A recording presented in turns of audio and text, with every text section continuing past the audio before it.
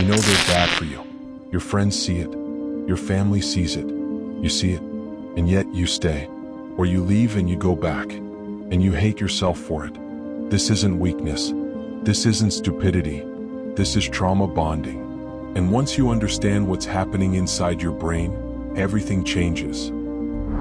Why this happens?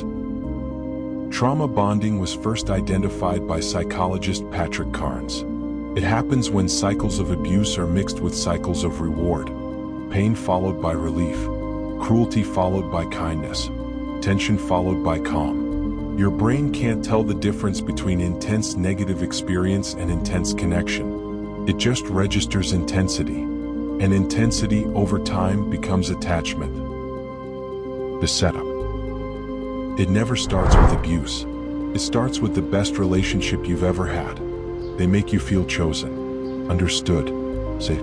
This is the foundation, and it's real enough that you remember it for years.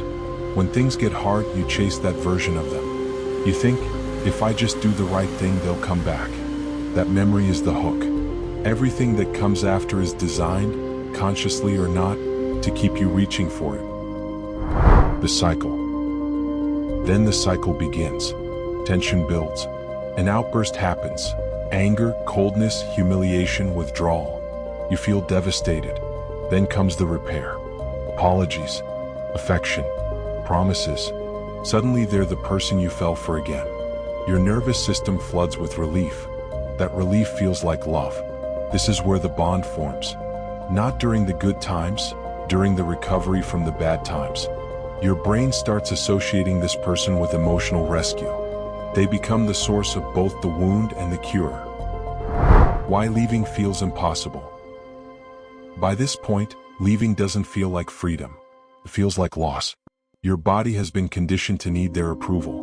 Neurologically, the bond mimics addiction. Same dopamine pathways, same withdrawal symptoms. When you try to leave, you don't feel relief.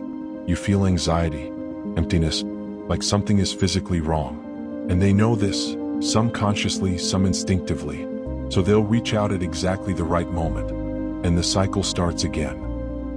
The invisible chains, what keeps you stuck? Beyond the neuroscience, there are psychological traps that keep you locked in. Sunk cost, you've invested so much time, love, and energy that leaving feels like admitting it was all a waste. Identity fusion, over time your sense of self gets tangled with theirs. Who are you without this relationship? Hope, the most dangerous trap of all. You've seen who they can be. You believe that version is the real them. You're not wrong. But you're waiting for someone to consistently show up who only appears in fragments. The turning point, how people break free. Breaking a trauma bond isn't about willpower. It's about rewiring. First, you need to understand it intellectually. Name what's happening. This is a trauma bond. That phrase alone creates distance between you and the feeling. Second, no contact or minimal contact isn't cruelty. It's medicine. Every interaction resets the withdrawal cycle. Third, your nervous system needs new sources of safety. Therapy, community, routine. You can't just remove the bond, you have to replace what it was giving you. And fourth, grieve it. You lost something real. The connection felt real. The good times were real. Grieving doesn't mean you were foolish. It means you were human. The reframe. Here's what nobody tells you about trauma bonding. The strength of the bond is not a measure of the strength of the love. It's a measure of the intensity of the cycle. You didn't stay because you were weak. You stayed because your brain was doing exactly what brains are designed to do, attached to the most emotionally significant experiences in your life. Understanding that, that's where healing starts.